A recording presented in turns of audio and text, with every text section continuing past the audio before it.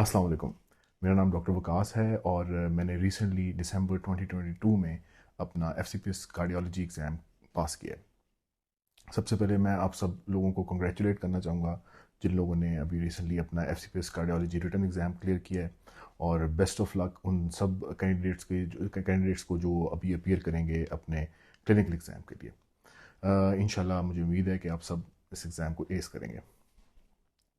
Jumping right इन अपने exam की तैयारी के लिए, क्लिनिकल एग्ज़ाम की तैयारी के लिए आप लोगों के पास इस वक्त ऑलमोस्ट 2 मंथ्स है। थोड़ा सा ज़्यादा टाइम हो शायद, लेकिन 2 मंथ्स एटलीस्ट हैं आपके पास।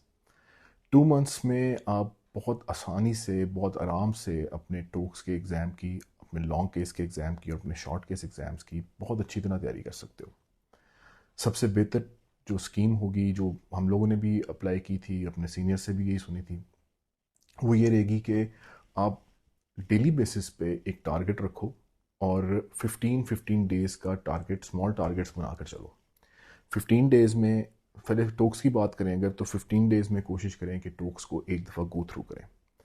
बेस्ट तरीका टोक्स को गो थ्रू करने का इस टाइम पे सबसे बेहतर तरीका जूम है।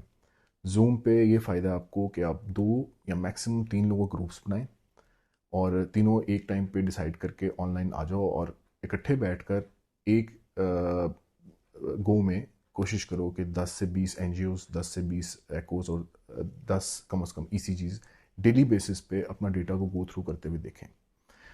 कोशिश करें कि फर्स्ट टाइम आप जब देख रहे हैं तो सिर्फ उन सिनेरियोज को, उन पिक्चर्स को, सिर्फ वीडियोस को थोड़ा देखें और आपस में डिस्कस करें कि क्या नज़र आ रहा है, उससे रिलेटेड क्या क्वेश्चन हो सकते हैं। कि अगर फॉर एग्जांपल एएसडी है तो एएसडी एको में किस व्यू में नज़र आ रहा है, उसकी एसोसिएशंस क्या हो सकती हैं, इसके अलावा उसकी कॉम्प्लिकेशंस क्या हो सकती हैं। ऐसे छोटे छोटे क्वेश्चंस जो आपके जहन में आते हैं एएसडी से रिलेटेड या किसी भी टॉपिक को जिसको आप अटैम्प्ट कर रहे हो, वो आपस में डिस्कस करो।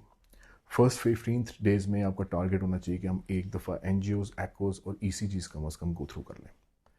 जब आप गो थ्रू करो तो इस चीज़ को इंश्योर करो कि आप एक अपना फोल्डर बनाओ जिसमें रिफाइंड क्लिप्स आपने स्टोर करने हैं। सिर्फ आपको डेटा में बहुत सी ऐसी चीज़ें मिलेंगी जो रफ़ हैं, जिनकी पिक्चर क्वालिटी इतनी अच्छी नहीं है, उनमें स्ट्रक्चर्स प्रॉपर्ली समझ भी नहीं आ रहे, अक्सर वीडियोज़ ऐसी नज़र आएंगी। उनको जस्ट सिंगल आउट करें, उनका कोई फ़ायदा नहीं है। आपने जो उसमें से रिफाइंड चीज़ें, जो अच्छे व्यूज़ हैं, जो अच्छी फाइंडिंग्स वाली वीडियोज़ हैं, उनको एक अलग फोल्डर में सेव करते जाएँ। और जब फर्स्ट 15 डेज़ में आप ये कर चुके हैं तो नेक्स्ट 15 डेज़ में जब आपने उनको दोबारा गो थ्रू करना है तो just go through the refined documents जो आपने अलग से एक फोल्डर बनाया है। Don't go through the whole of data again, उसका कोई फ़ायदा नहीं है। सेकेंड टाइम लेकिन जब आप अटैम्प्ट करें तो मेक श्योर कि आप टाइमर के साथ अटैम्प्ट करें। एग्ज़ाम में जो चीज़ सबसे ज़्यादा तंग करती है वो टाइम है। पर सिनेरियो, पर स्टेशन आपके पास 3 मिनट्स हैं। 3 मिनट्स आप जब अभी मॉक एग्ज़ाम्स करेंगे, आपस में बैठ के एग्ज़ाम की प्रैक्टिस करेंगे, तो आपको लगेगा यार 3 मिनट तो बहुत ज़्यादा है। 2 मिनट में मैं तो अटैम्प्ट कर लेता हूँ, मैं 1.5 मिनट में अटैम्प्ट कर लेता हूँ, 2.5 मिनट में अटैम्प्ट कर लेता हूँ। लेकिन ट्रस्ट मी, एग्ज़ाम में 3 मिनट्स बहुत कम होते हैं। जब आप एग्ज़ाम अटैम्प्ट कर रहे होते हो उधर, तो आपको लिटरली ये फील आती है कि जैसे उनकी जो घड़ी है वो ख़राब है और वो जल्दी जल्दी उसको भगा रहे हैं, बट ऐसा नहीं होता। तो प्लीज़ अच्छी प्रैक्टिस करें। जब सेकेंड 15 डेज़ का जो आप टारगेट रखेंगे उसमें आपने मेक श्योर करना है कि आप जब जूम स्टार्ट करते हो तो एक आप में 3 अगर लोग हो तो एक बंदा रोज़ एग्जामिनर बन जाए और वो वीडियोस और स्लाइड्स पुटअप करता जाए और साथ ही 3 क्वेश्चंस नरेट करते, और उन 3 क्वेश्चंस के विद इन ड्यू टाइम आपने एग्ज़ाम में अपने प्रैक्टिस में आंसर लिखने हैं। कोशिश करें कि 2 से 2.5 मिनट का टाइम रखें, इससे ज़्यादा टाइम ना रखें जब आप प्रैक्टिस कर रहे हैं। So once you done with these 15 days second round में, तो उसके बाद आपके पास पूरा एक महीना है।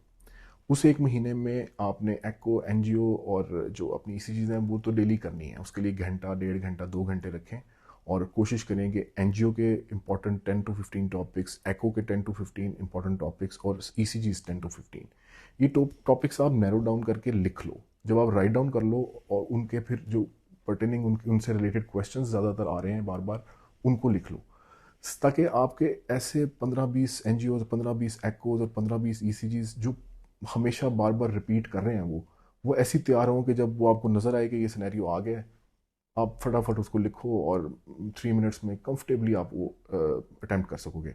मैं अपनी एग्जांपल आपको दे सकता हूँ कि एग्ज़ाम में टॉक्स के दौरान ऐसे कई सिनेरियोज थे जिनका मैं 1.5 से 2 मिनट में पूरा क्वेश्चन का आंसर लिख चुका था। तो उसकी वजह क्या थी कि मैंने बहुत ज़्यादा प्रैक्टिस की हुई थी। मैंने 2 महीने में ऐसा कोई दिन नहीं था जिस दिन चाहे 1 घंटा टॉक्स किया हो, लेकिन मैंने छुट्टी वाले दिन भी बैठ के कम से कम 1 घंटा आधा घंटा वीडियोस देखता ज़रूर था मैं। तो ये आप भी अपनी प्रैक्टिस रखो कि नेक्स्ट 2 मंथ्स आप हुक रहो उन डेटा के साथ, उस डेटा में से ही क्वेश्चन निकल आएंगे। देखिए, अगर आपको बेसिक प्रिंसिपल समझ आ गया कि मैंने वीडियो देखनी कैसे है, एको में क्या व्यू कैसे पिक करना है, एको में फाइंडिंग कैसे पिक करनी है, डिजीज़ कैसे पिक करनी है, तो पिक्चर तो वही रहेगी। जिस मर्जी व्यू से वो आ जाए, वो डिजीज़ चेंज नहीं होने लगी, उसके क्वेश्चन चेंज नहीं होने लगे। तो वाई नॉट कि आप पहले ही उनको तैयार करके जाओ, उनको याद करके जाओ। आपको पता हो कि अगर ये क्वेश्चन आएगा, फॉर एग्जांपल ARVC आएगा, तो मैंने ठक करके ये चीज़ें, ECG अगर आ गई है ARVC की, ECG में ये चीज़ें नज़र आती हैं। एको आ गई है ARVC की, एको में ये नज़र आता है। MRI आ गई है, उसकी MRI में ये नज़र आता है। तो इस तरह करके टॉपिक्स को तैयार करें, टॉपिक्स के हिसाब से एको, एनजीओ और ECGs लाइनअप कर लो, MRI लाइनअप कर लो। तो आप फील करोगे कि लास्ट 15 डेज जब आपके पास रह जाएंगे, तो उसमें अच्छा टाइम होगा, आप उसको गो थ्रू बार बार बार बार करो। इंपॉर्टेंट टिप आपके लिए ये है कि कोशिश करें कि जो MRI, CT, एक्सरे और EP का पार्ट है, उसको लास्ट 15 डेज में मैक्सिमम कंसोलिडेट करें। पहले 15-20 दिन, 2 महीने में आप उसको थोड़ा बहुत देखें, लेकिन आखिरी 15 दिन मेनली आपके उन सिनेरियोज के लिए होने चाहिए। उसमें भी स्पेशली लास्ट 15 डेज में से पहले 10 दिन आप इनको कंसोलिडेट करें, और 5 दिन में दोबारा सारा डेटा गो थ्रू करें विद रिटन प्रैक्टिस। इसके अलावा हमने डॉक्टर हमज़ा के जो कल्ब क्लब के ऑनलाइन टेस्ट थे, वो भी अटैम्प्ट किए थे। हमने मॉक एग्ज़ाम्स भी अटैम्प्ट किए थे। उनका बहुत फ़ायदा होता है। तो आपने जब भी मॉक एग्ज़ाम्स अभी डिफरेंट हॉस्पिटल्स में स्टार्ट होंगे, तो कोशिश करें कि उसमें से 1-2 एग्ज़ाम्स आप लाजमी दें, उसमें आपकी अच्छी ड्रिल हो जाती है। Now coming to long case and short case. So long case, short case को टैकल करने के लिए एक बहुत आसान सा तरीका है। सबसे पहला तरीका ये है कि आप जो 2 मंथ्स हैं उसको डिवाइड कर लें, first month and second month. First month को फिर डिवाइड करें, first 15 days, second 15 days. First 15 days आप कोशिश करो कि आप डेली हॉस्पिटल जाओ, हफ्ते में जितने दिन भी मैक्सिमम जा सकते हो हॉस्पिटल जाओ, बट हॉस्पिटल में 2-4 घंटे काफ़ी हैं, इससे ज़्यादा टाइम नहीं स्पेंड करना। जब आप हॉस्पिटल चले गए हैं तो आप टारगेटेड जाएंगे। अगर लॉन्ग केस की तैयारी हो रही है तो लॉन्ग केस और शॉर्ट केस आप दोनों साइमल्टेनियस साथ चला रहे होंगे। तो लॉन्ग केस के लिए क्या कर रहे होंगे कि पहला 15 दिन जो है उसमें सिर्फ रोज़ एक हिस्ट्री लें। रोज़ का एक टॉपिक सेलेक्ट करें, स्कीमिया सेलेक्ट करें, स्टेबल स्कीमिया सेलेक्ट कर लें। कभी आप अपना MI चूज़ कर सकते हैं, फिर हार्ट फेलियर है। डिफरेंट टॉपिक्स जो इंपॉर्टेंट आ रहे हैं बार बार, उनको लॉन्ग केस को तैयार करें। रोज़ की एक हिस्ट्री लें, लेकिन तगड़ी हिस्ट्री लें। पहले 15 दिन में टाइमर लगाना चाहते हैं लगाएं, नहीं लगाना चाहते it's okay, but just daily एक हिस्ट्री ज़रूर लो। देन शॉर्ट केस के लिए टिप होगी for the next whole of 2 months, उसमें आपने डेली 2 से 3 शॉर्ट केस करने हैं। जो जो MS है, MR है, AS है, AR है, जो इंपॉर्टेंट टॉपिक्स हैं उन सब के शॉर्ट केसेस करते जाएं।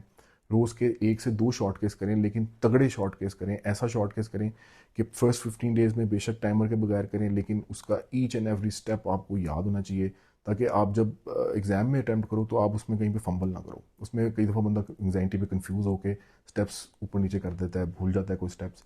लेकिन अगर आपकी तगड़ी प्रैक्टिस हुई भी है तो you won't forget the steps.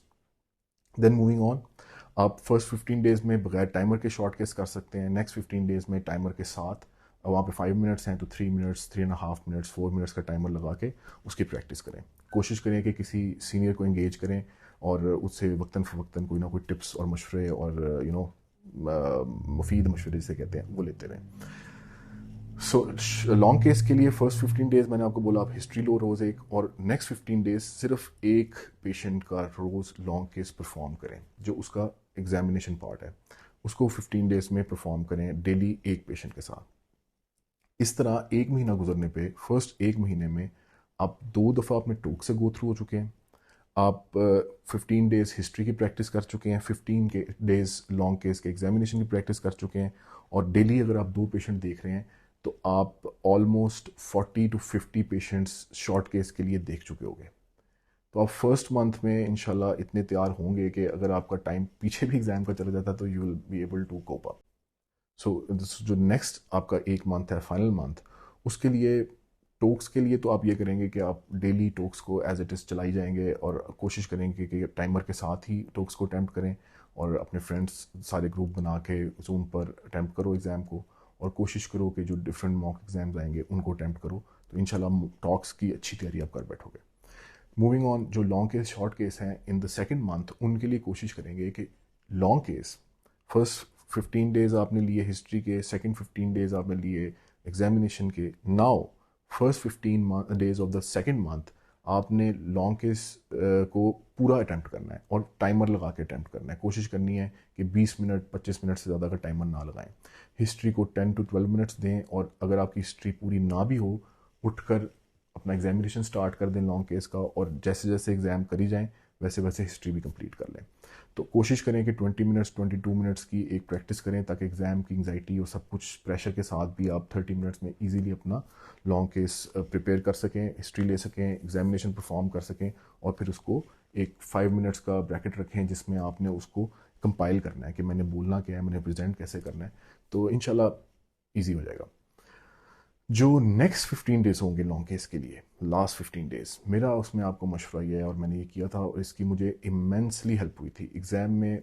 मैं आपको लिख के दे रहा हूँ कि एग्ज़ाम में आपकी 50% एंग्जाइटी दूर हो जाती है अगर आप लास्ट 15 डेज में 4 से 5 कंसल्टेंट्स को अपना लॉन्ग केस या शॉर्ट केस या दोनों चीज़ें प्रेजेंट कर देते हो। वो जो एक एंग्जाइटी है, वो जो पसीना आना है आपको एग्ज़ाम में, उसका 50% वहाँ पर उनकी ओपीडीज़ में जब आप परफॉर्म करेंगे एग्ज़ाम्स, तो वो निकल जाता है।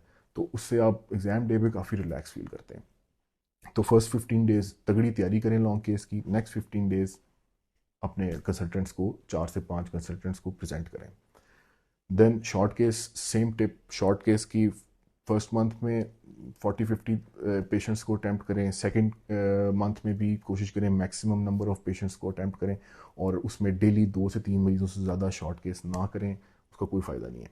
और लास्ट 15 डेज़ में अगेन इसके लिए भी कंसल्टेंट्स से रब्ता करें, और अपने जो अच्छे जिनसे लैक बनती है उनसे मिल के और रिक्वेस्ट करके उनको शॉर्ट केस प्रेजेंट करें, लॉन्ग केस प्रेजेंट करें।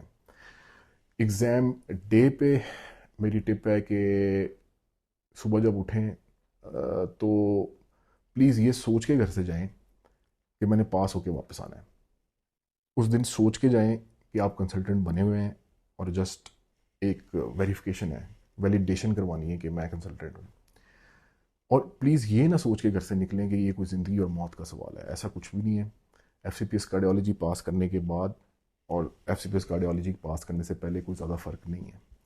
अगर आपने पढ़ा हुआ है, आपको सब कुछ आता है, आपका नॉलेज अच्छा है, तो बाकी सारी game long case short case में आपके कॉन्फिडेंस की है।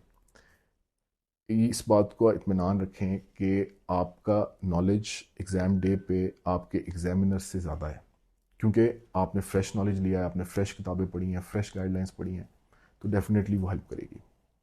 लास्ट टिप, जब आप long case short case talks की तैयारी कर रहे हैं 2 मंथ्स में, तो प्लीज़ अपने टेक्स्ट को इग्नोर नहीं करना।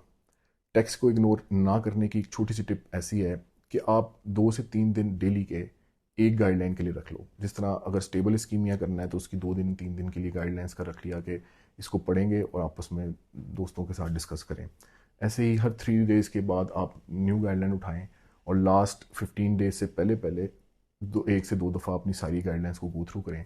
लास्ट 15 डेज़ में मैक्सिमम जितना एफर्ट कर सकते हैं अपनी गाइडलाइंस को गो थ्रू करने के लिए, या अपने नोट्स को, जो जहाँ से आपने स्टडी मटेरियल ऐसा जो कंसाइज आपने करके रखा हुआ है एग्ज़ाम की तैयारी के लिए, उसी को, वो फ्रेश है आपका, उसको पढ़ें दोबारा से और अच्छी तरह रिवाइज़ करें, बार बार रिवाइज़ करें। कोशिश करें इस्कीमिया, हार्ट फेलियर और आपके ब्लॉक्स, सिनकपी, इन चीज़ों को मास्टर करें, क्योंकि इसमें से ही मैक्सिमम एग्ज़ाम आने के चांस हैं। 80 to 90% चांसेस हैं कि आपको एग्ज़ाम में इस्कीमिया आएगा।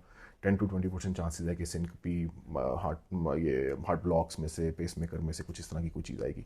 तो इनको मैक्सिमम टाइम दें, और बाकी जितने टॉपिक्स हैं उनको करें ज़रूर, लेकिन मैक्सिमम टाइम आपका इस्कीमिया, हार्ट फेलियर और सिनकपी और एवी ब्लॉक्स के लिए होना चाहिए। इसके बाद भी अगर आपको किसी किस्म की किसी टिप की ज़रूरत है, किसी हेल्प की ज़रूरत है, किसी किस्म की हेल्प के साथ भी जिससे आपको फ़ायदा हो सकता है, मैं इंशाल्लाह अवेलेबल हूँ। आप डॉक्टर हमज़ा से रिक्वेस्ट कर सकते हैं, मुझसे रिक्वेस्ट कर सकते हैं, और अपने सीनियर से रिक्वेस्ट कर सकते हैं। हम आपकी एग्ज़ाम में हेल्प करने को हर वक्त हाजिर हैं। So thank you so much. इंशाल्लाह उम्मीद करता हूँ कि आपको ये वीडियो से थोड़ा बहुत फ़ायदा मिलेगा अपने एक्सपीरियंस से मेरे, और इंशाल्लाह आप एग्ज़ाम को एस करेंगे। Thank you so much and good luck for the exam.